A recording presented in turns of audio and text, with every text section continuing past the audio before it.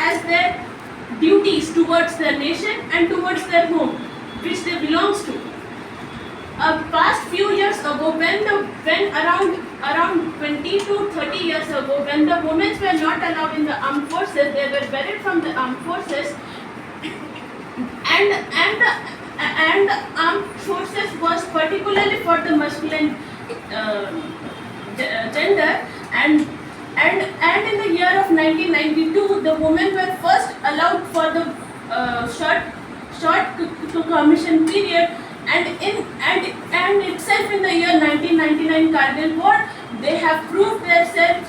They have proved themselves. That is the Gunjan Saxena, who have flight the aircraft cages and helped the nation by serving the nation in the Kargil War. And in the year 2008, the women were all set to go for the permanent commission. And in the year of 2020, they were allowed in the NDA as well as other entries. We can see as the men can do each and every work in the armed forces, the women have equally right to work in it and have to prove themselves. The women have always shown their power and their responsibility towards their nation. As we can see in the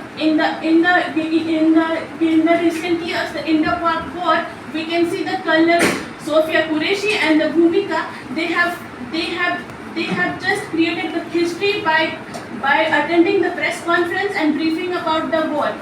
So we must appreciate each and every woman who have just entered the armed forces, and we are always proud to have actually attempted to enter the armed forces. The armed forces is nothing but a proud moment for every woman as well as for a man. But as the past few years, when they were not allowed, when they were not equally